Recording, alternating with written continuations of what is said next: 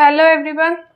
Last class में हम लोग ने क्या पढ़ा था? लास्ट क्लास में अब तक हमने इकोनॉमिक्स में चैप्टर 2 का 3 लेक्चर हम लोग पढ़ चुके थे, जिसमें हम लोग क्या पढ़े थे? सबसे पहले इकोनॉमिक्स में क्या पढ़े थे?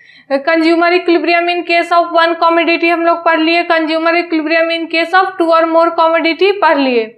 आज हम लोग इस क्लास का चैप्टर 2 का लास्ट टॉपिक पढ़ेंगे। इसके बाद आपका क्या होगा? चैप्टर 2 कंप्लीट हो जाएगा। ठीक है, तो हम लोग अभी क्या पढ़ रहे हैं? Consumer equilibrium in case of exactly 2 commodity. अगर पिछले वाला लेक्चर आप लोग नहीं देखे तो फिर जाके आप लोग यूट्यूब पे चैनल पे देख सकते हैं, सारा अवेलेबल है वहां पे।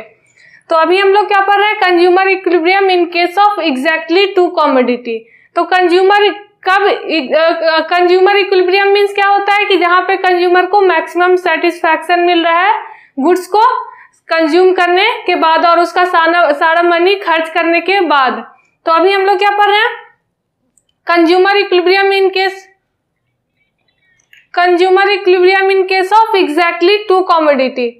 इसको हम लोग और क्या बोलते हैं? इंडिफरेंस कर्व थ्योरी बोलते भी है और ऑर्डिनल थ्योरी भी बोलते हैं। मतलब consumer equilibrium in case of exactly 2 commodity को हम लोग क्या बोलते हैं?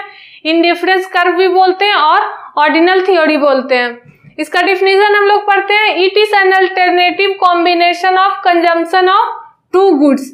मतलब कि ऑल्टरनेटिव कॉम्बिनेशन है 2 गुड्स का, जो क्या देता है? Same level of satisfaction. मतलब 2 गुड्स को कंज्यूम करने के बाद जो सेटिस्फैक्शन है वो मेरा क्या मिल रहा है? हर एक पॉइंट पे सेम लेवल ऑफ सेटिस्फैक्शन मिल रहा है। इसको हम लोग क्या बोलते हैं? इंडिफरेंस कर्व या फिर consumer equilibrium in case of exactly 2 commodity. तो डिफिनीशन क्या हो गया? Alternative combination of consumption of 2 goods which gives same level of satisfaction. इसको हम लोग अदर वर्ड्स में भी पढ़ सकते हैं। ये कर्व ऐसा कर्व होता है जो रिप्रेजेंट करता है वेरियस कॉम्बिनेशन ऑफ 2 गुड्स।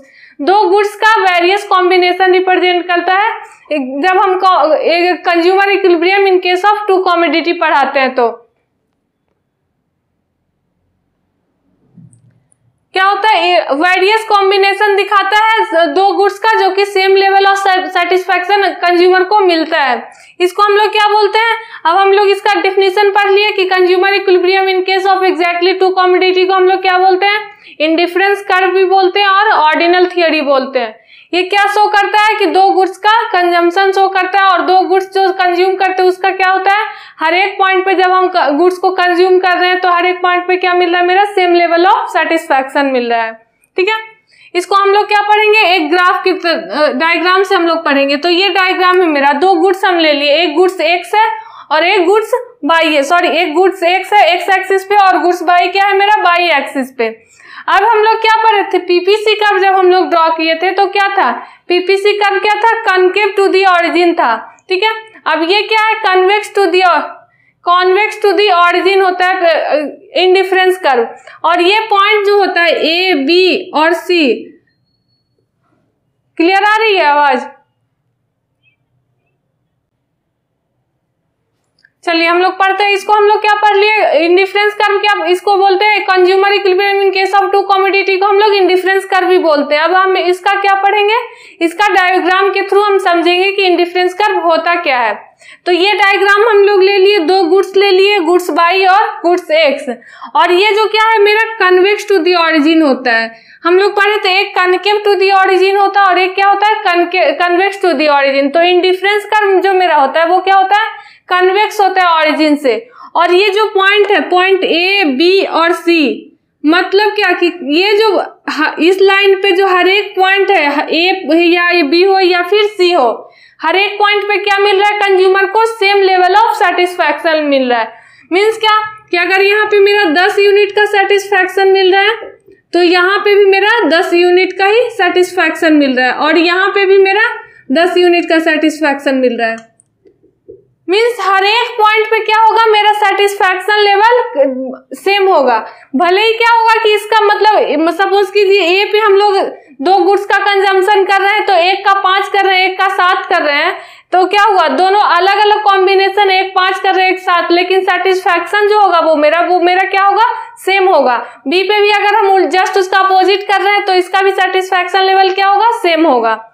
इसको हम लोग क्या यहाँ पे क्या होगा? ये मेरा IC1 हो गया, ये जो ये जो ग्राफ है वो क्या कहलाता है, इंडिफरेंस कर्व 1 हम लोग ले लिए।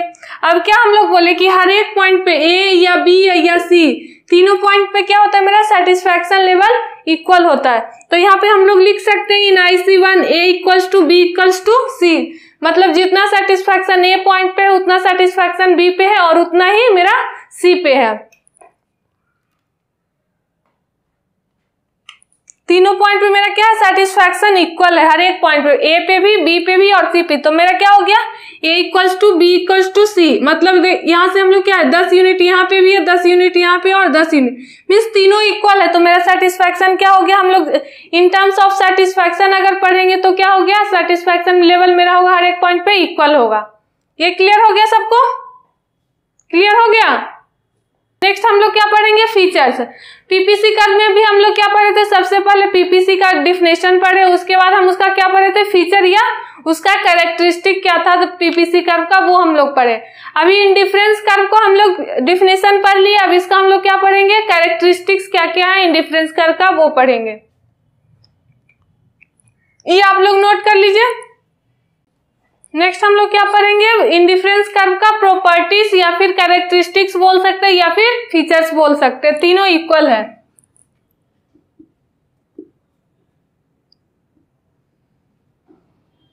फीचर्स हो गए या फिर कैरेक्टरिस्टिक्स हो गए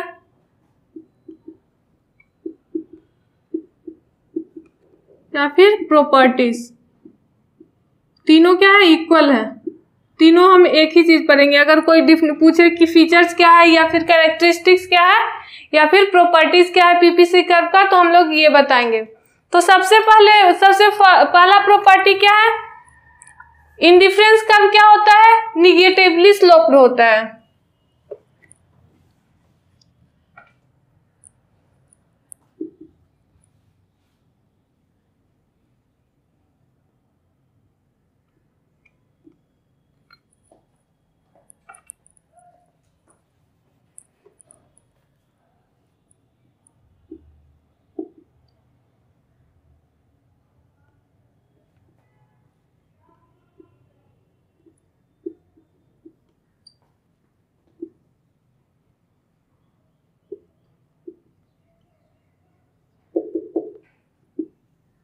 सबसे पहला प्रॉपर्टी क्या है इंडिफरेंस कर्व का,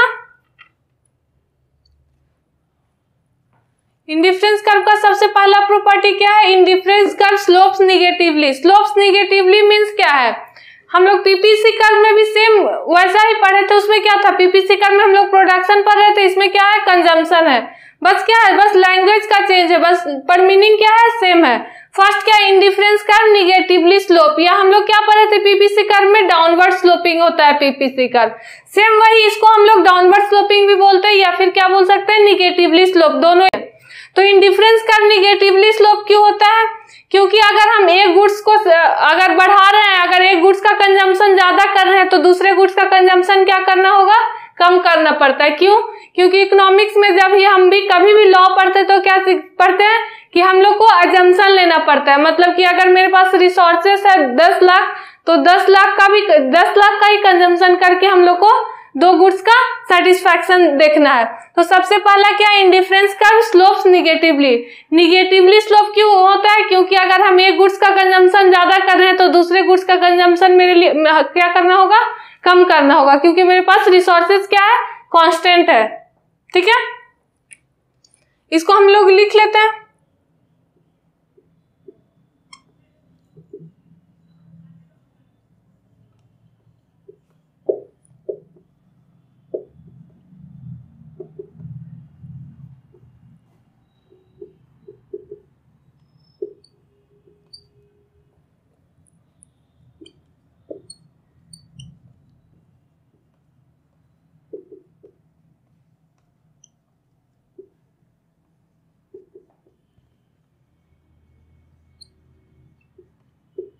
क्या होगा कि the unit of good y is being sacrificed for an additional unit of goods x। मतलब कि अगर हम एडिशनल यूनिट गुड्स x का एडिशनल कंजम्पशन कर रहे हैं तो क्या करना होगा, गुड्स y का कंजम्पशन को क्या करना होगा, सैक्रिफाइस करना होगा या फिर कम करना होगा।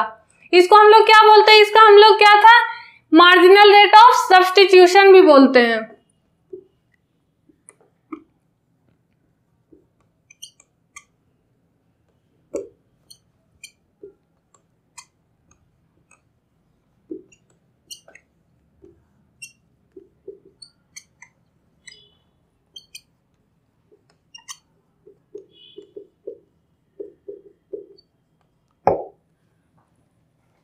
इंडिफरेंस कर्व निगेटिवली स्लोप को हम लोग क्या बोल सकते हैं, मार्जिनल रेट ऑफ सब्स्टिट्यूशन भी बोलते हैं। मार्जिनल रेट ऑफ सब्स्टिट्यूशन का हम फॉर्मूला लिखवाए थे,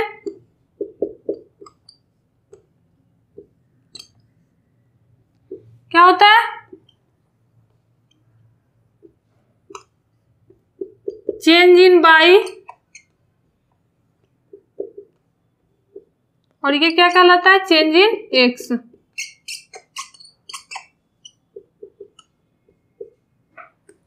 अब हम लोग देखें कि यहाँ पे माइनस क्यों लगा है, क्यों, क्योंकि हम लोग क्या डिफिनीशन में कर रहे हैं कि बाई को क्या करना है, सैक्रिफाइस करना है, मतलब क्या करना है, बाई को क्या करना है, लेस करना है। तो लेस करना है, इस वजह से हम लोग क्या कर दिए, इसमें माइनस लगा दिए। ठीक है, यहाँ पे हम लोग डायग्राम एक ड्रॉ कर लेंगे, निगेटिवली स्लोप कैसे होता है वो।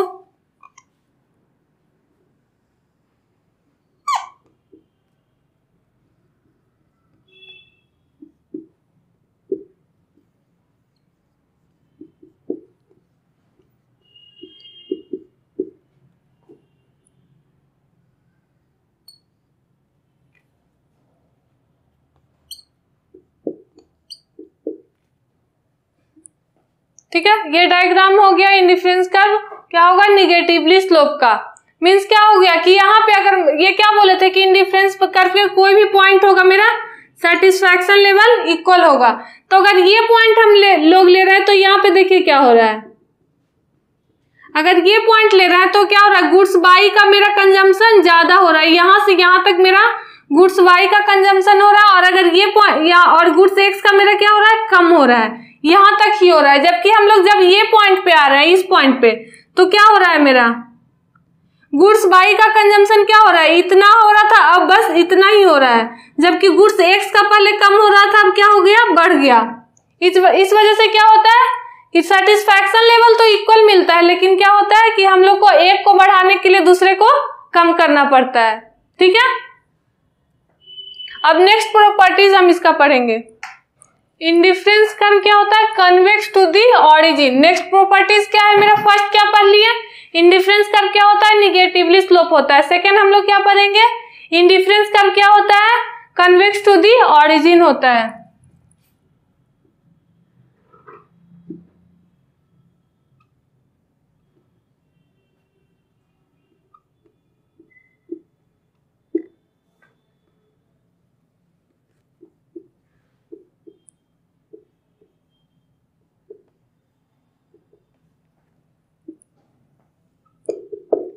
अब हम लोग जानेंगे indifference curve convex to the origin क्यों होता है। क्यों होता है, क्योंकि कन्वेक्स टू दी ऑरिजिन मतलब कि जैसे जैसे हम लोग क्या करेंगे, एक को बढ़ाने के, एक का कंजम्पशन ज्यादा करेंगे, सेकंड का क्या होगा, कंजम्पशन मेरा क्या होता जाएगा, कम होता जाएगा। इस वजह से क्या होता है, indifference curve convex to the origin होता है। ये क्यों होता है, because of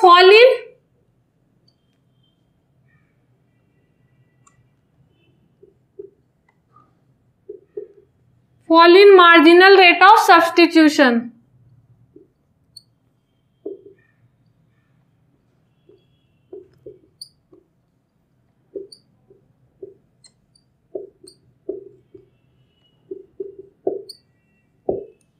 fall in marginal rate of substitution means कि मार्जिनल रेट ऑफ सब्स्टिट्यूशन का भी फॉर्मूला बताया कि एक मतलब बाई को सैक्रिफाइस कर रहे थे और एक्स का हम लोग कर रहे थे एडिशनल कंजम्पशन कर रहे थे। इस वजह से क्या होता है, कन्वेक्स टू दी ऑरिजिन होता है because of fall in marginal rate of substitution. ये सेकेंड फीचर्स हो गया, इसको हम लोग एक शेड्यूल से समझेंगे।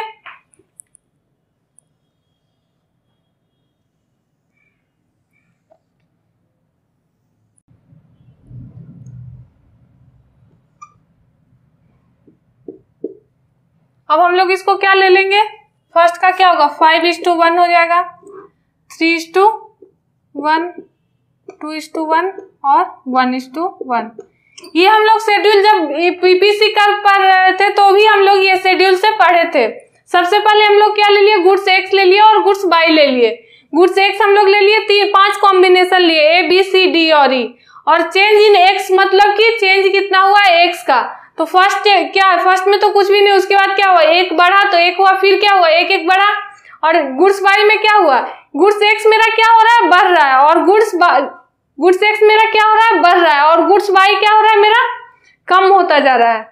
ये मेरा क्या हो रहा है, बढ़ रहा है, और गुड्स एक्स वाई क्या हो रहा है, कम होता जा रहा है। अभी हम लोग मार्जिनल रेट ऑफ सब्स्टिट्यूशन पढ़े थे तो क्या पढ़ रहे थे कि गुड्स वाई को हम लोग को कम करना और गुड्स एक्स को क्या होता है, बढ़ता है। तो सेम यही शेड्यूल है कि गुड्स वाई मेरा क्या हो रहा है, कम हो रहा है। क्यों, क्योंकि गुड्स एक्स क्या हो रहा है, मेरा गुड्स एक्स मेरा बढ़ रहा है, इस वजह से क्या होता है, कन्वेक्स टू दी ऑरिजिन होता है। अब हम इसका डिफरेंस पढ़ लेंगे। ये सारा आ गया। फिर मार्जिनल रेट ऑफ सब्स्टिट्यूशन हम लोग इससे बना लिए फॉर्मूला से, change in Y upon change in X. अब सेकंड क्या पढ़ रहे हैं, इंडिफरेंस कर्व क्या होता है, कन्वेक्स टू दी ऑरिजिन होता है। क्यों होता है, because of fall in marginal rate of substitution. Marginal rate of substitution क्या होता है कि एक का कंजम्पशन अगर ज्यादा कर रहे तो दूसरे का क्या करना पड़ता है, कम करना पड़ता है। इसका हम लोग क्या पढ़ लिए कि मेरा गुड्स एक्स का कंजम्पशन क्या हो रहा है, बढ़ रहा है, इस वजह से गुड्स वाई का कंजम्पशन क्या हो रहा है, कम हो रहा है। इसको फॉर्मूला से हम लोग कर लिए। अब डायग्राम पे हम लोग इसको ड्रॉ कर देंगे।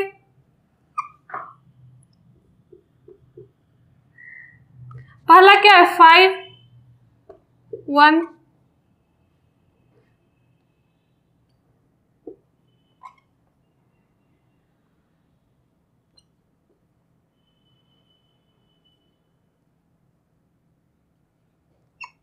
ये क्या हो गया, मार्जिनल रेट ऑफ सब्स्टिट्यूशन का डायग्राम हो गया। क्लियर हो गया क्यों होता है indifference curve, convex to the origin. अभी नेक्स्ट हम लोग इसका एक और फीचर्स है वो पढ़ेंगे। ये लास्ट प्रॉपर्टीज है इंडिफरेंस कर्व का। फर्स्ट प्रॉपर्टीज हम लोग क्या पढ़ लिए, निगेटिवली स्लोप होता है। सेकेंड क्या पढ़ लिए, कन्वेक्स टू दी ऑरिजिन होता है। थर्ड प्रॉपर्टी क्या है, indifference curve never intersect each other.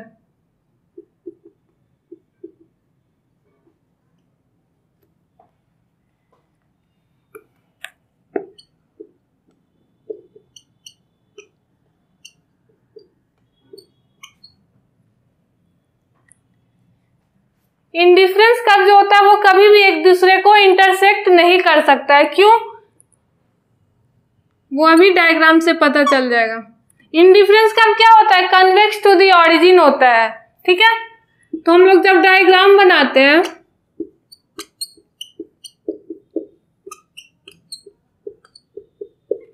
तो सबसे पहला क्या बनाते हैं, ये IC1 हो गया, मेरा इंडिफरेंस कर्व 1 हो गया। अगर हम लोग इंडिफरेंस कर्व 2 बनाएंगे तो इसके आगे बनाएंगे। अगर इंडिफरेंस कर्व 3 बना रहे तो इसके आगे बनेगा। तो क्या ये कभी भी आगे चल के एक दूसरे को इंटरसेक्ट कर सकता है, ये जो लाइन है वो कभी भी एक दूसरे को इंटरसेक्ट कर सकता है आगे चल के। अगर हम लगातार ऐसा लाइन और भी बनाते जाए, IC4 बनाए और आगे क्या IC5 IC6 सारा बनाते जाएंगे तो ये कभी भी एक दूसरे को इंटरसेक्ट नहीं करेगा। तो ये क्या होता है, थर्ड फीचर्स क्या है या फिर प्रॉपर्टी इंडिफरेंस कर्व का क्या है कि इंडिफरेंस कर्व कभी भी एक दूसरे को इंटरसेक्ट नहीं करता है। ठीक है, एक डायग्राम हम लोग अभी ड्रॉ करके देखते हैं। ठीक है,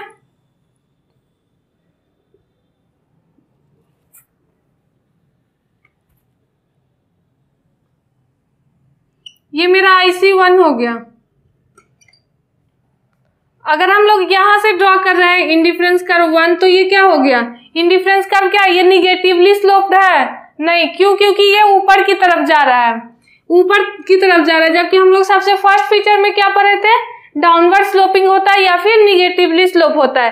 तो अगर ऊपर की तरफ जाएगा तभी ये कहीं ना कहीं इंटरसेक्ट करेगा। लेकिन अगर ये नीचे की तरफ कन्वेक्स की तरफ जा रहा है तो क्या होगा, कभी भी एक दूसरे को इंटरसेक्ट नहीं कर सकता है। ठीक है, ये थर्ड फीचर हो गया इंडिफरेंस कर्व का। अब हम लोग इसका एक लास्ट फीचर क्या होता है वो पढ़ लेंगे, उसके बाद ये चैप्टर 2 आप लोगों का कंप्लीट हो जाएगा। उसके बाद आप चैप्टर 2 का जितना भी क्वेश्चन होगा वो सॉल्व कीजिए बुक से।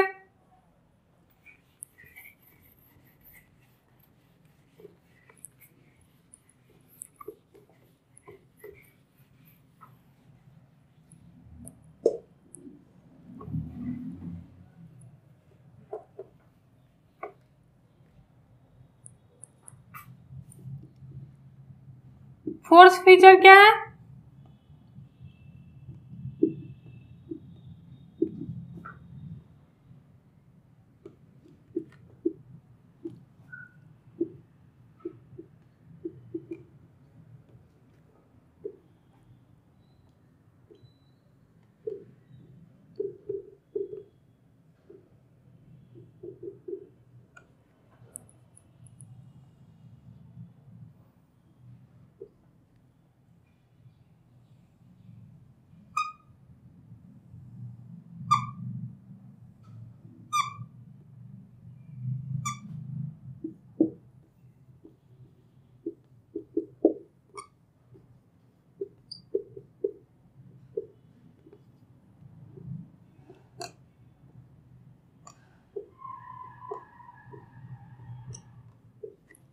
फोर्थ फीचर और लास्ट फीचर क्या है कि higher indifference curve higher level of satisfaction. मतलब क्या कि जितना ज्यादा हायर होगा इंडिफरेंस कर्व उसका सेटिस्फैक्शन लेवल कितना होगा, उतना हायर होगा। मीन सपोज कीजिए फर्स्ट ये पॉइंट है, ये ए है, यहां से हम लोग कर रहे हैं तो बाई का इतना सेटिस्फैक्शन मिल रहा है और एक्स में इतना सेटिस्फैक्शन मिल रहा है। लेकिन जब हम ये पॉइंट पे जा रहे हैं बी पे, तो क्या हो रहा है, मेरा सेटिस्फैक्शन लेवल बढ़ गया, बाई का भी और एक्स का भी।